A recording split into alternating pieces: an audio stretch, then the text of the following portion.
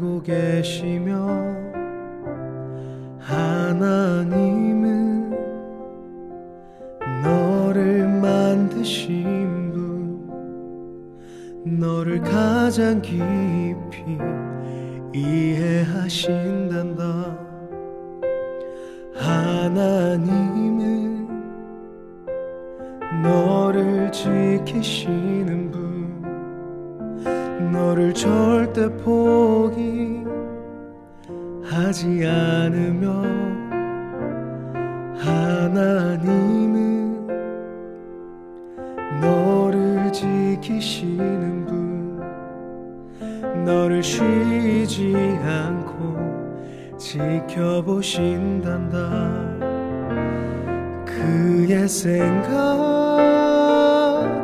셀 수 없고 그의 자비 무궁하며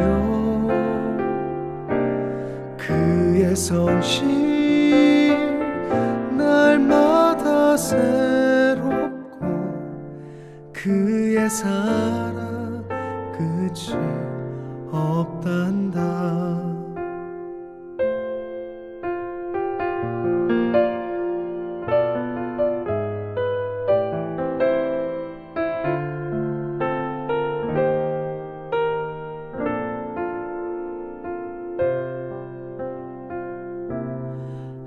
하나님은 너를 지키시는 분, 너를 절대 포기하지 않으며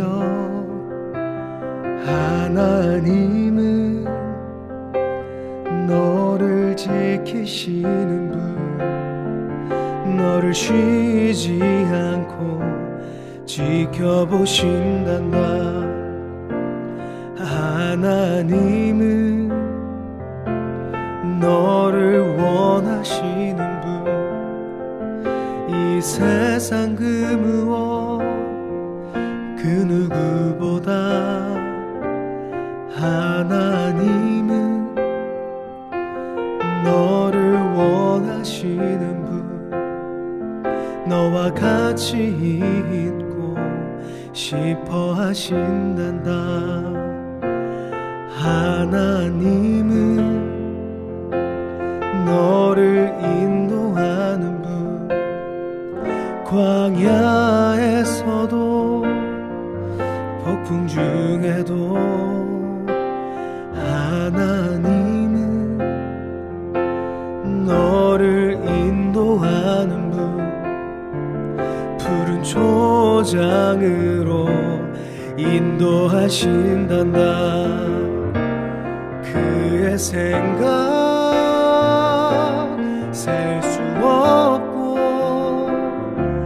그의 자비 무궁하며 그의 성실 날마다 새롭고 그의 사랑 끝이 없단다.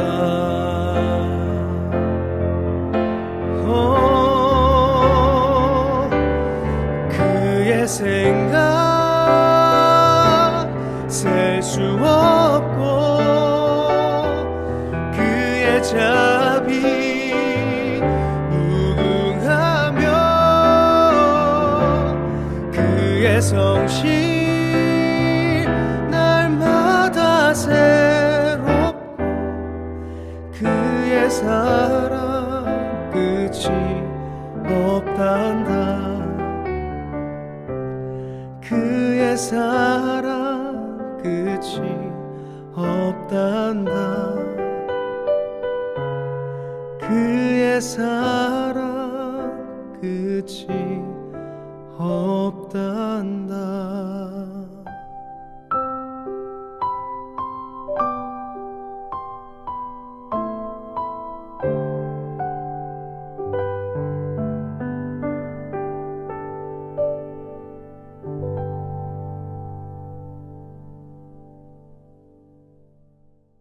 오늘 예레미야 31장 21절 22절의 말씀을 같이 보았습니다. 21절, 22절의 말씀에 보면 처녀 이스라엘아 이렇게 되어 있고, 그리고 22절의 말씀에 보면 여자가 남자를 둘러싸리라 이렇게 되어 있습니다. 여기 여자가 남자를 둘러싸리라라고 하는 그런 얘기는, 둘러싼다는 말이 어떤 의미냐면요, 빙빙 돌다 이런 의미예요. 빙빙 돌다. 그러니까 남자를 놓고 여자가 이렇게 빙빙 돌다 그런 말이거든요. 어떤 때는 칼이라는 의미도 되어 있고요. 칼. 그래서 이게 남자를 놓고서 여자가 이렇게 빙빙 돈다는 그런 의미로 이렇게 쓴 건데, 이스라엘과 하나님과의 어떤 관계를 얘기하려고 그러는 거예요. 성경에서는 남자, 여자 이렇게 말하면 다 남자는 이제 예수님을 말하고 여자는 나를 말한다 그러죠. 교회 나 이렇게 말하는 거잖아요. 그러니까 우리가 예수님을 이렇게 놓고, 예수님은 신랑 한 분이니까, 그리고 여자는 이렇게 나를 말하는 거니까 내가 예수를 놓고 이렇게 돈다는 의미를 자세히 생각해 보면서 성경을 보면 이해가 되죠. 여기 이 말씀만 이렇게 보면은 이해가 잘 안 되는데, 31장의 내용을 전체를 이렇게 보면 무슨 이야기가 써 있는지를 우리가 알 수 있어요. 이게 남자, 여자 이런 이야기를 이렇게 쓸 때는요, 성경에서는 어떤 것을 이렇게 중점적으로 생각하고 쓰는 거냐면, 시에 대한 것을 중점적으로 쓰는 겁니다. 시. 그러니까 남자, 여자 할 때는 결혼, 그리고 시, 이런, 여기서 이제, 결혼하게 되면은 아이를 잉태하게 되죠. 그죠? 결혼하고 나서 아이를 잉태해요. 그러니까 그 잉태하면 이제 그 아이가 출산할 때까지 잘 이렇게 뱃속에서 보호하고 있다가 아이가 이렇게 출산하게 되고 그러잖아요. 그래서 씨를 가진다. 그러니까 결혼한다는 것은 씨를 받는다는 의미예요. 그죠? 다른 말로 말하면, 그러니까 결혼을 한다는 것은 씨를 받는다. 여자가 씨를 받는다. 그런 말이에요. 그래서 만약에 씨를 받았다, 그러면은, 내 안에서 있는 씨가 아니라 외부로부터 오는 씨란 말이에요. 그죠? 그러니까, 여자가 남자로부터 씨를 받았다. 이게 결혼이거든요. 성경에서의 결혼은. 그러니까, 남자로부터 씨를 받았다. 그러면 여기 여자 안에서 잉태가 돼요. 그래서 여자 안에서 잉태가 돼서 그 속에서 이제 자라나게 되는 거거든요. 그리고 출산하게 되는 거예요. 그러니까 어떻게 말하면은 여자 뱃속에 무덤 속에 들어가는 것과 같죠. 배 안에 들어가는 거니까. 무덤 속에 들어가서 출산할 때까지 이 속에서 있다가 이제 그 부활해서 나오는 것과 같은 그런 의미로 성경에서는 이제 표현을 하고 있어요. 그러니까 외부로부터 들어가서 무덤에 죽어 있다가 나와서 이제 살아나는, 부활하는 그런 의미처럼 이렇게 보이게, 밖에서 볼 때는 그런 거죠. 뱃속에 들어간 거니까. 이제 남자로부터 들어가서 여자의 뱃속에 있다가 다시 나오는 거거든요. 이것이 그냥 나올 때는 혼자 나오는 게 아니라 여자의 것과 함께 나오는 거거든요. 그러니까 여자가 그것을 감싸는 거거든요. 남자의 것을 감싸서 그 여자의 것이 같이 나오는 거예요. 그러니까 예를 들어서 이렇게 되는 거죠. 처음에는 예수 그리스도가 이 땅에 우리한테 오셨습니다. 이 땅에 오신 거죠. 이렇게 오셔가지고는 자기가 혼자가 아니고 우리랑 같아지는 겁니다. 그래서 나중에 나올 때는 어떻게 되면 무덤에 들어갔다가 나올 때는 예수님이 혼자 나오는 거예요? 아니면 교회를 부활시키는 거예요? 교회를 부활시키는 거예요. 그래서 안식 후 첫날, 그러니까 8일 날 부활하는 겁니다. 안식일 날이 7일 날이거든요. 그래서 안식 후 첫날 부활하는 거예요.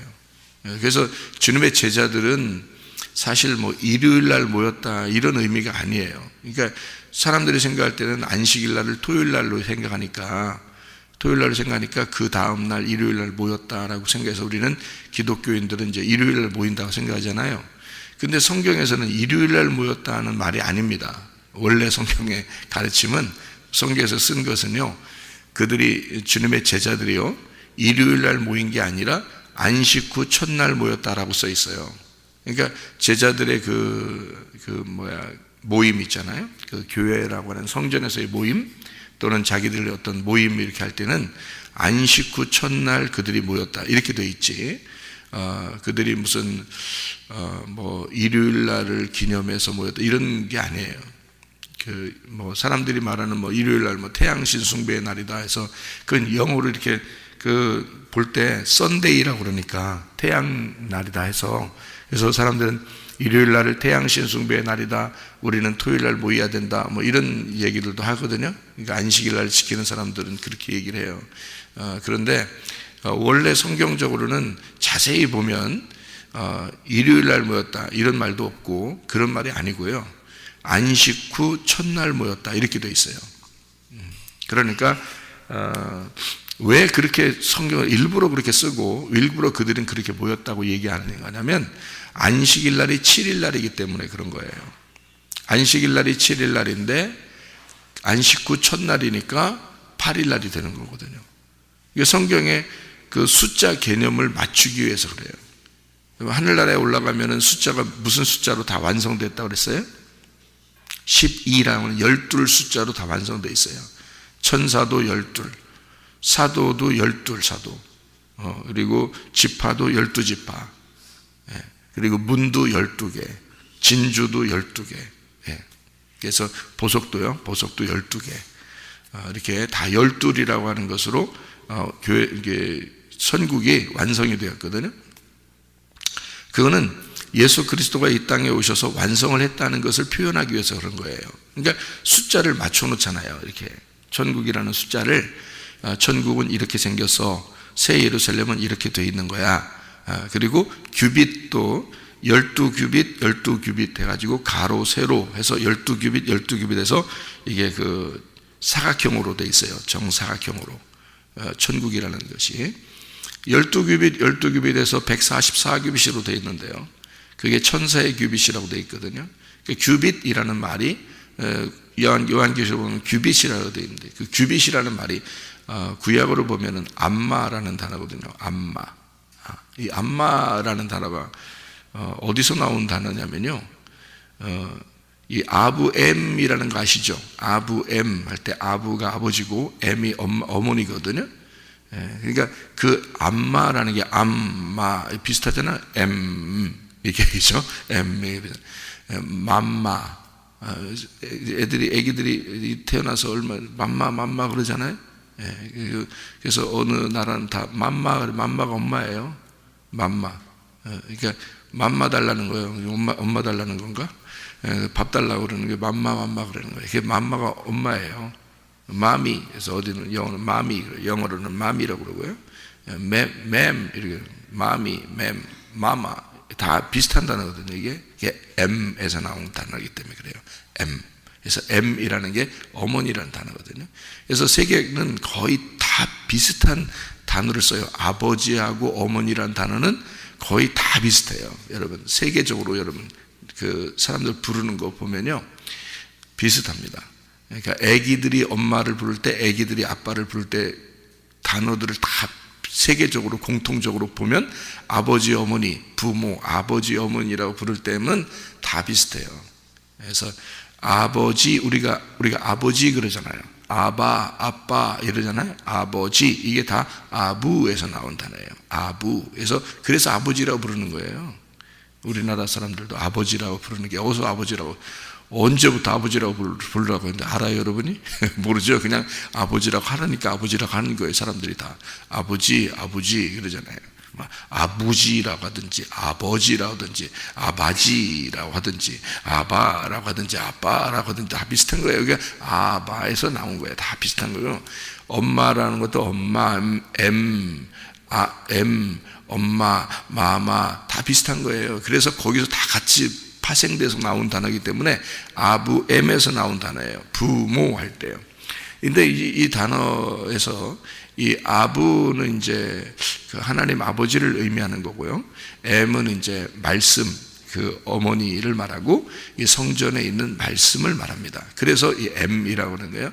부모를 너희가 공경하라 이렇게 말한 것은 성전에 있는 그 말씀을 너희가 존중하라, 그런 의미예요.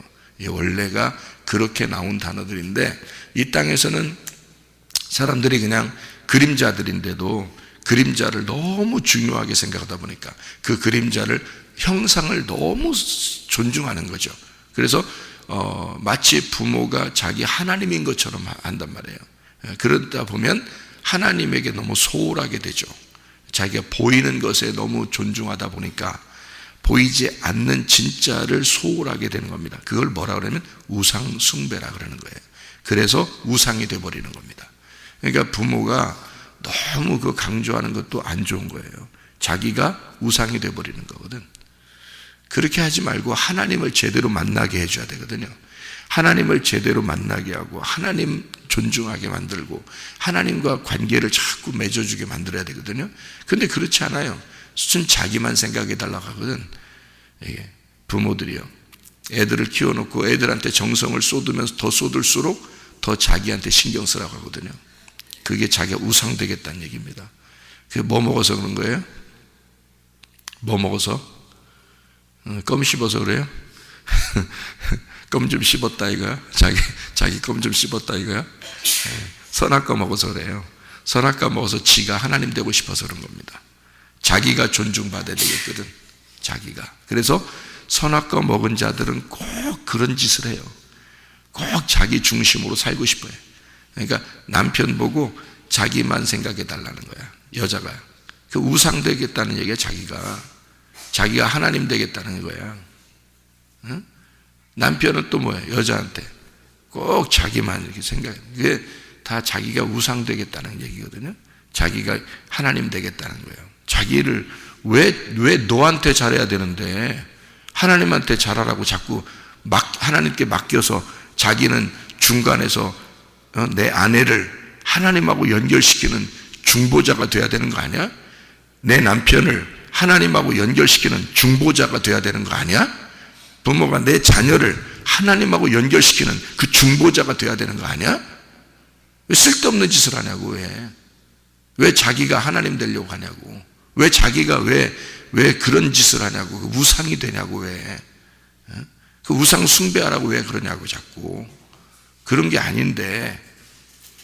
그래서 성경은 아주 그 아버지 어머니를, 부모를 공경해야 되는 것에 대해서 철저하게 성경은 가르치고 있거든요. 그게 성전에 있는 말씀이에요. 아부엠이. 그래서 아버지 어머니라고 부를 때마다 너희가 보이지 않는 진짜 하나님을, 그 말씀을 생각해 달라 해서 성경을 쓰는 거거든요. 근데 실제로는 생각 안 하고 순 가짜들만 놓고서 자꾸 해달라는 거 아니야. 성경에 그렇게 써 있으니까.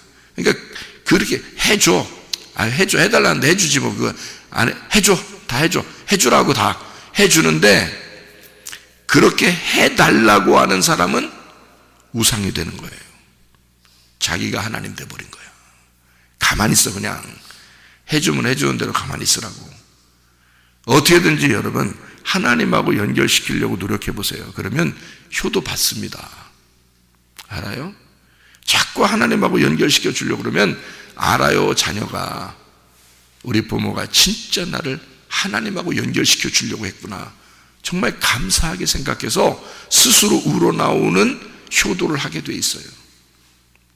남편한테, 아내한테 강조하지 마세요. 자기 사랑해달라고 강조하지 말고 어떻게든지 하나님하고 연결시켜 주려고 하세요. 그러면 남편이 아내를 사랑하게 돼 있어. 그런 아내가 사랑스럽지 않겠어요? 그런 남편이 사랑스럽지 않겠냐고.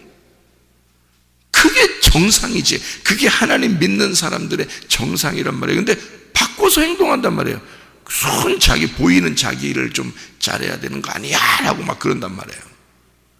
그게 우상이야. 그게 우상. 왜 자기가 한 번 태어나 인생 살다 가는 걸 왜 우상되냐고.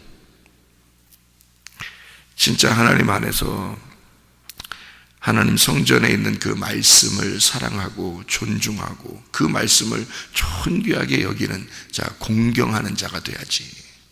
그렇죠?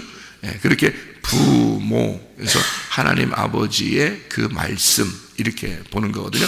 거기에서 나온 단어가 암마라는 단어예요. 암마. 우리나라 말도 참 암만 맞단 말이야. 암만. 그 말이 암만. 그렇지. 암만. 이런 게 사투리인데요. 이게 암만. 사투리인지 뭐 진짜인지 모르겠어. 표준어인지. 암만 그래요. 하여튼 암만. 맞아. 그 말이야. 암마. 이 암마라는 게 말씀이라는 단어예요. 말씀. 이게 규빗인데요. 이게 여기서부터 여기 팔꿈치에서부터 여기 손가락 끝에까지가 암마거든요. 요게 이것을 규빗. 신약에서는 헬라어로 규빗이라고 그런 거예요. 여기 규빗이라고 이렇게. 그래서 이렇게 손끝에서부터 팔꿈치까지가 규빗이거든요. 그걸 암마라고 그래요. 암마가 말씀이라는 단어고요. 그래서 말씀, 너희가 12말씀이란 말이에요. 그러니까 12, 예수가 이 땅에서 완전히 십자가 못 박혀 죽으시고 완성한 그 말씀으로 되어진 게 천국이라는 단어입니다. 천국.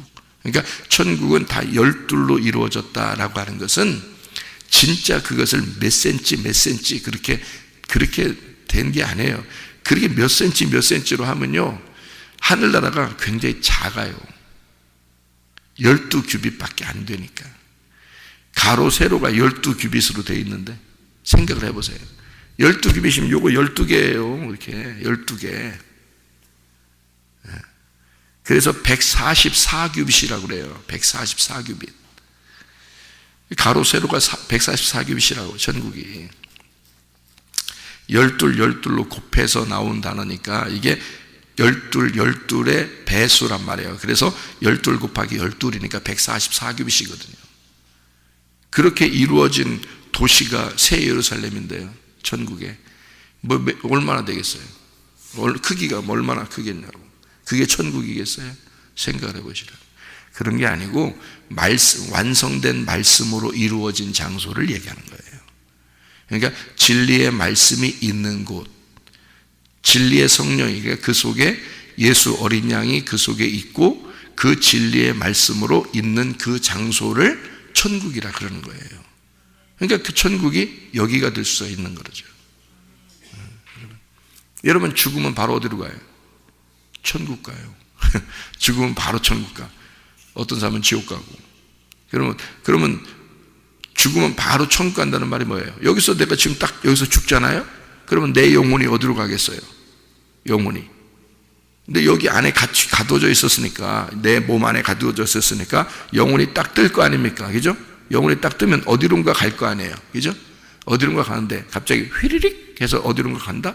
그러면 여기서 내 몸에서부터 나왔을 때, 내 몸에서 나와서 출발해가지고 어디론가 휘리릭 갈 때까지의 그 어딘가를 얘기하는 거겠어요?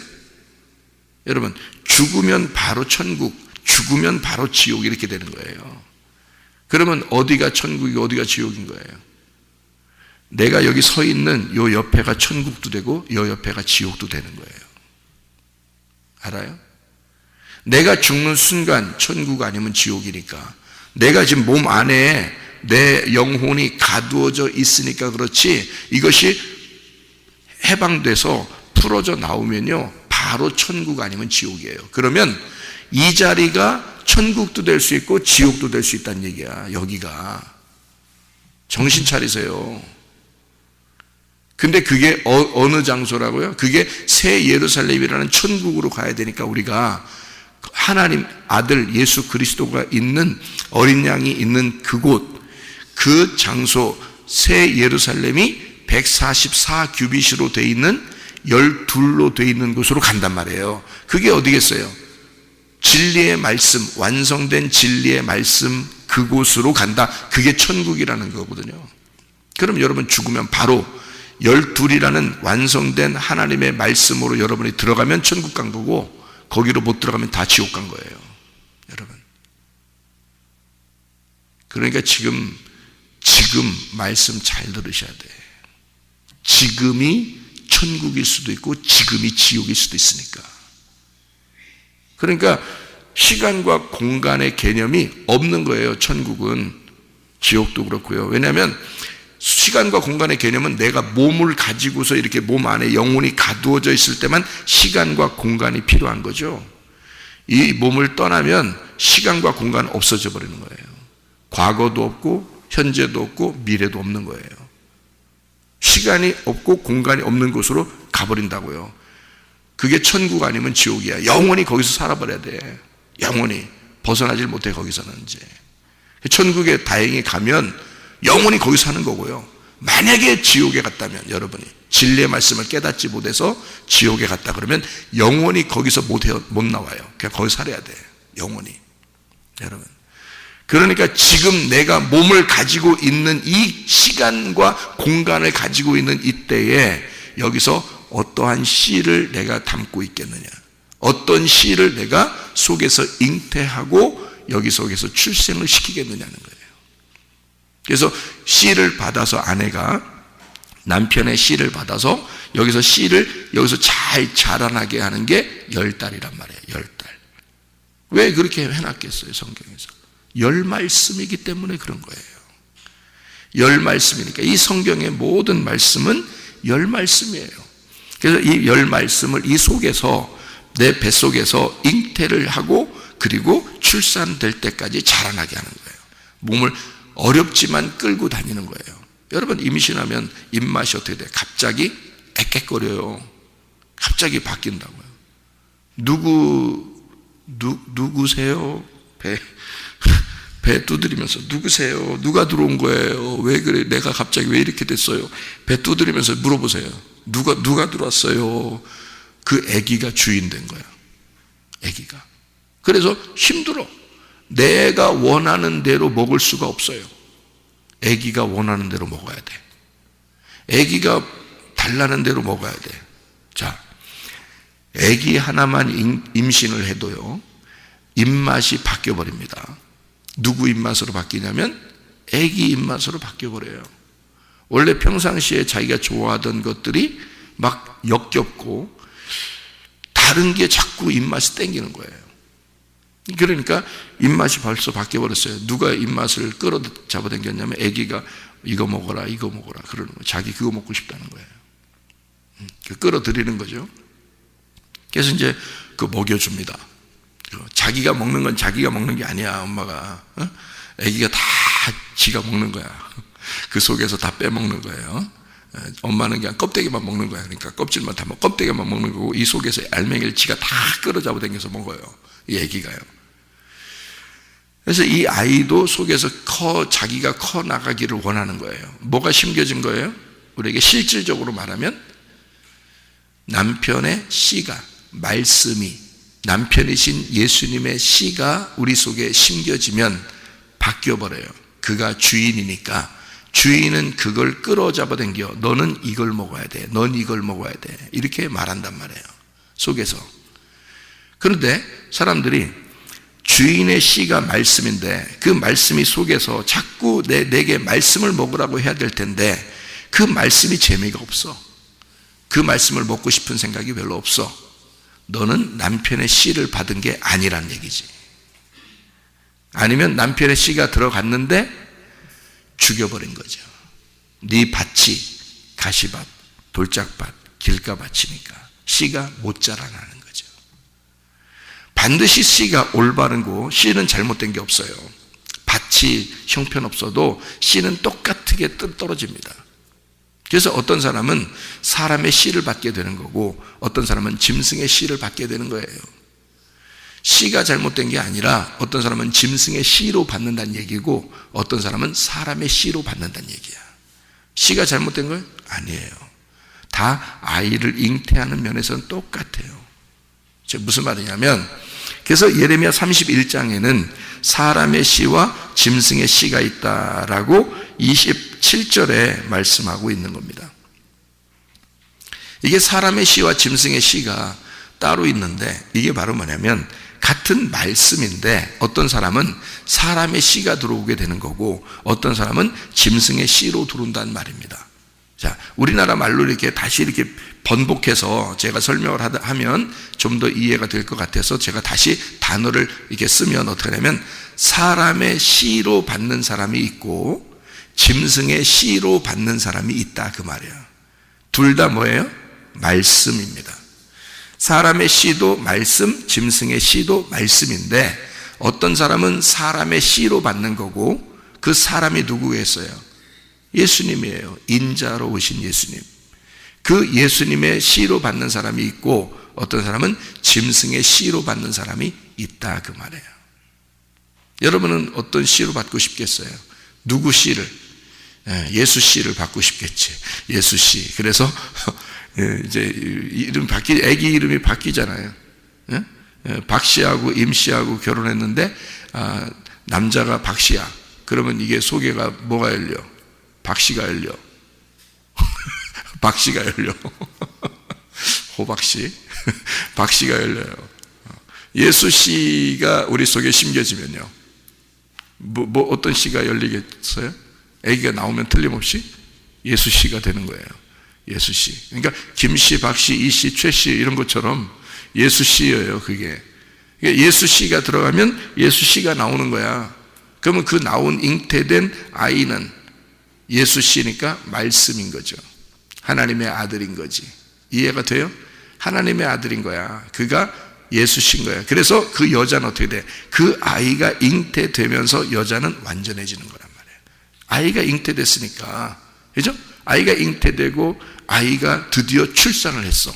그러면 여자의 몸은 완전한 거예요. 뭐를 출산했으니까? 내 남편의 씨를 자라나게 해서 얼마 동안 10달 동안 자라나게 해서 완전히 그 말씀이 완성이 돼서 나왔잖아. 그죠? 완성이 돼서 나왔어. 어느 날? 며칠 날 부활에 나온 거예요? 며칠 날 부활해서 나온 거야? 8일 날 부활해서 나온 거예요. 그러니까 안식 후 첫날 그들이 예수님의 제자들이 모였더라. 왜? 부활의 날이니까.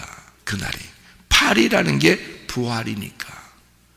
그래서 성경은 숫자를 맞춰놓는 거예요. 그래서 써놓은 거예요.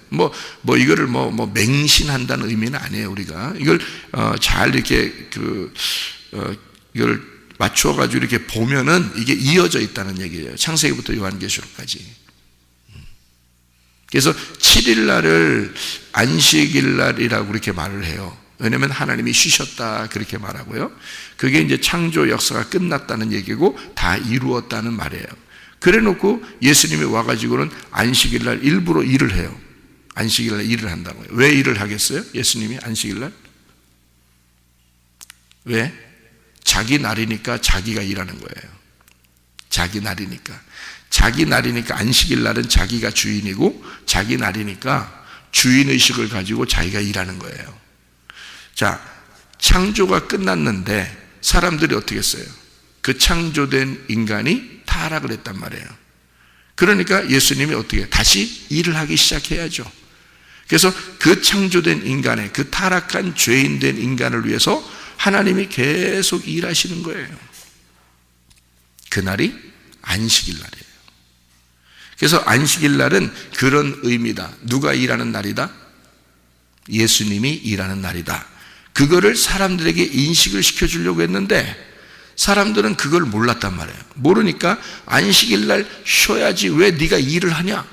너는 왜 이렇게 안식일 날, 아니 안식일 다음 날도 있고 그 전날도 있는데 왜 꼭 안식일 날 되면 너는 꼭 사람들 병자들 고치고 그 들 거 들고 가라 그러고 막 왜 이렇게 일을 시키고 그러냐? 너는 자꾸 이렇게 이 안식일 날 자꾸 하냐? 그 전날도 있고 그 훗날도 있는데 라고 사람들이 얘기해요. 근데 예수님의 마음은 다른 거지. 예수님의 마음은 뭐냐면 안식일 날은 내가 쉬는 날이 아니라 너희들도 쉬는 날이야. 내가 너희들을 쉬게 해주는 날이 안식일이야. 그러니까 자, 남편이 아내에게 있잖아요. 아내가 잉태하고 힘들어하고 그러면은 남자가 이제 어떡하지 그러면서 요리도 만들어주고, 그죠? 그리고 설거지도 해주고 빨래도 해주고, 그러면 그 남편은 그렇게 빨래해주고 요리해주고 청소해주고 아내를 위하여 그렇게 해주는 것이 그 힘들어하고 고난 가운데 있는 아내를 위해서 이렇게 남편이 할 때 행복해요. 막 씁쓸하고 내가 저것하고 왜 결혼했나 막 이런 생각 들고 왜 그렇게 하겠어요? 그런 거 아니라고. 죄인된 우리들을 위해서 너희들이 잘 나의 씨를 받아서 그것을 자라나게 할 때는 힘들어. 고난 가운데 있는 거야. 그래서 아기를 임신하고 아기가 출산될 때까지 여자 혼자 고생하는 겁니다. 여자 혼자 고생해요. 그러니까 예수님이, 남편 대신 예수님이 그걸 알아 몰라? 알아. 그러니까 그 안식일 날 너 좀 쉬어. 힘들잖아. 너 쉬어. 내가 너를 위해서 일할게 라고 하는 게 안식일 날이에요. 그러니까 사역하는 날이란 말이야. 사역하는 날. 그러니까 예수님이 일하시는 날, 그날을 안식일 날이라고 하는 거예요. 그러니까 사람들의 생각하고 완전히 반대죠. 완전 반대입니다. 일하지 말라 해야 되는데 예수님이 자꾸 일한단 말이에요. 그러니까 사람들이 이상하게 생각한 거예요. 그래서 안식일 안 지켰다고 죽인 겁니다. 예수님을. 근데 예수님은 진짜 안식을 잘 지킨 거거든요. 안식일이 무엇인지를 알았으니까 그걸 잘 지킨 거예요. 여러분, 죄인된 영혼들을 위해서 여러분이 주일날이든 토요일날이든 월요일날이든 열심히 이렇게 일했어요. 그러면 그날이 여러분의 안식일 날입니다. 그렇지 않겠어요? 그 죄인들은 또 그날이 영혼이 그 말씀을 들으면서 안식을 누리는 거고요. 그리고 말씀을 증거하는 자는 말씀을 증거하면서 안식을 누리는 겁니다. 수고는 누가 하는 거예요? 말씀을 증거하는 자가 수고하는 거잖아요. 무슨 말인지 알겠어요? 근데 그 수고하는 자가 기쁨으로 한다. 근데 어떤 사람은 억지로 한다.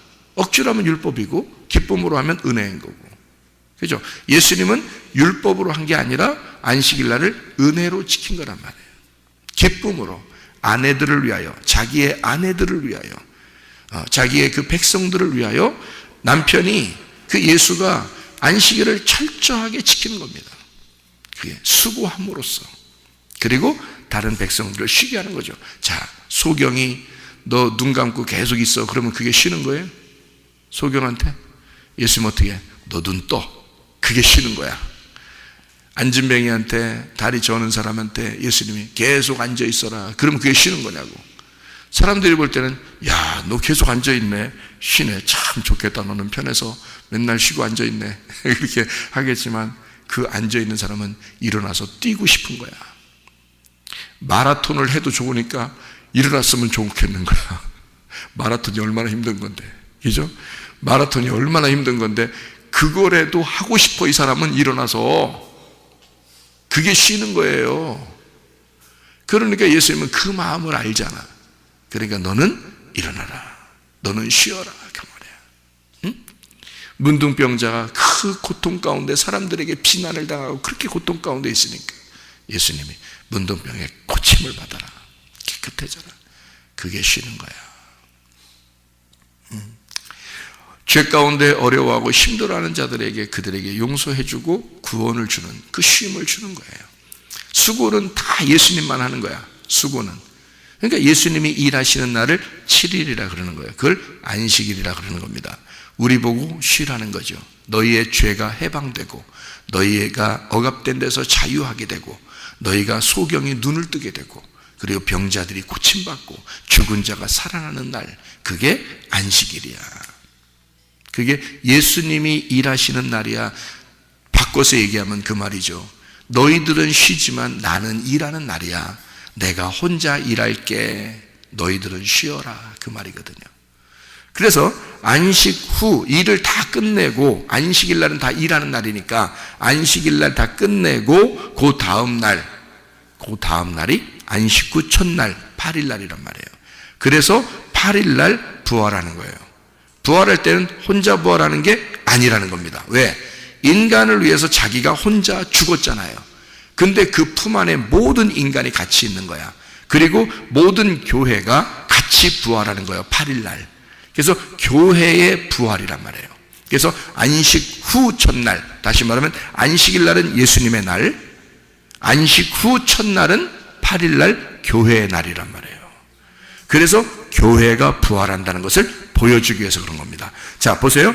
여자 몸은 혼자인데 남자의 씨가 여자 몸에 들어가서 혼자 들어가서 일하는 겁니다. 혼자 들어가서 이것이 여자 몸 안에서 잉태가 되고 이게 출산될 때까지 계속 자라납니다. 나올 때는 어떻게 해요?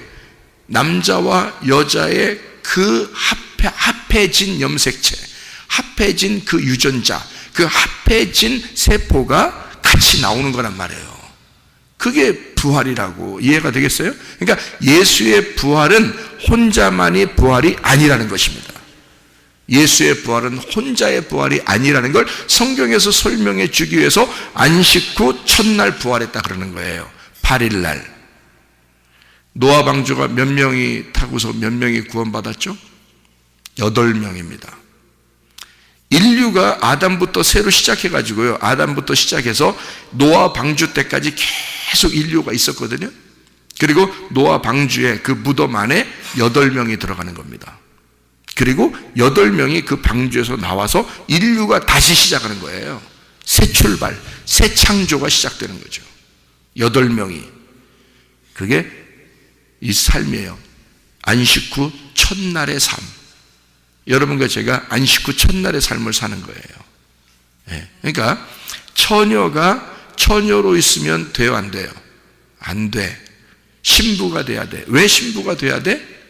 남편의 씨를 받아야 되니까. 네. 그러니까 너희들은 처녀야. 그러면 처녀는 의롭지 못해. 남편이 있어야 돼. 그래서 남편의 씨를 받아 너희가 신부가 돼야 돼. 그런 얘기예요.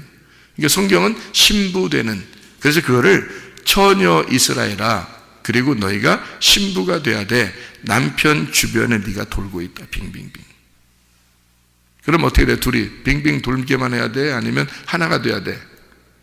하나가 돼야 되죠. 그래서 남편 주변을 빙빙 돌다가 남편하고 하나가 돼. 그러면 남편의 씨와 나이가 하나가 돼서요, 어떻게 되냐면 언약을 맺게 된단 말이에요. 그거를 뭐라 그래? 결혼이라 그래. 그래서 성경 예레미야 31장에는 31절부터 쭉 내려오는 말씀이 있죠. 이게 다 언약에 대한 말씀입니다. 새 언약이 있다, 이렇게 되죠. 그러니까 새 언약은 어디다 두는 거예요? 밖에다 두는 거예요? 내 마음 안에 두는 거예요? 내 마음 안에다 심겠다. 하나님은 새 언약을 네 마음 안에 기록하겠다, 그 말이에요. 무슨 말인지 알겠어요? 겉에 있는 말씀이, 로고스라는 겉에 있는 말씀이 네 안으로 들어가 레마로 잉태가 되겠다, 그 말이에요. 이게 새 언약이란 말이에요. 여러분, 마음에 심겨진 말씀이라는 게 바로 이런 말씀이란 뜻이에요. 여러분이 말씀을 많이 들었다고 해서 완전한 건 아니에요. 여러분 속에 씨가 착상이 되고, 그리고 잉태가 되고, 그리고 자라나서 출산할 때까지 여러분은 조심해야 된다. 그 씨가 보존되도록. 그래서 나쁜 마음도 품으면 안 돼. 나쁜 거 봐서도 안 돼. 이해가 돼요? 이 속에 뭐가 있으니까? 내 주인 그 씨가 있으니까. 응? 내 주인 씨가 있으니까 함부로 봐서도 안 돼. 함부로 아무거나 들어서도 안 돼. 오직 어떤 거? 아름다운 것만 봐야 돼. 아름다운 것만 들어야 돼. 그게 뭐야? 복음이야. 아름다운 게 복음이야. 그게 예수 말씀이야. 내 신랑의 그 사랑스러운 속삭임만 들어야 돼. 엉뚱한 생각하지 말고 오늘도 그 주님과 함께 동행하다가 주님 만나시기를 바랍니다. 기도하겠습니다.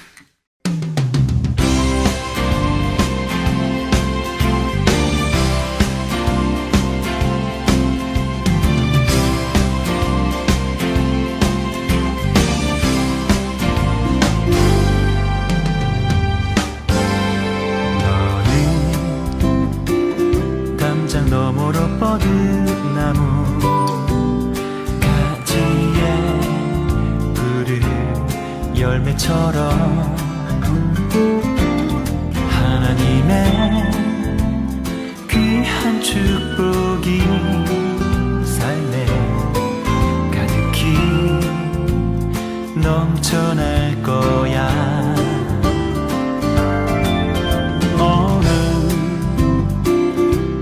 어떤 시련이 와도 능히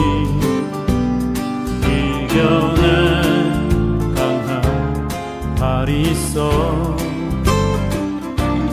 전능하신 하나님께서 너와 언제나 함께 하시니 너는 하나님의 사랑, 아름다운 하나님의 사랑. 나는 널 위해 기도하며 내 길을 축복할 거야. 너는 하나님의 선물, 사랑스러운 하나님의 열매, 주의 품에 꽃피운 나무가 되어줘.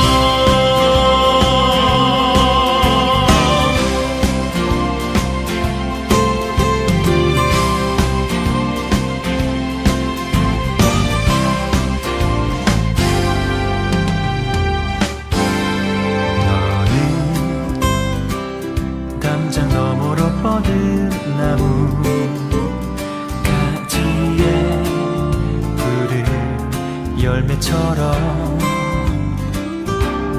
하나님의 귀한 축복이 삶에 가득히 넘쳐날 거야. 너는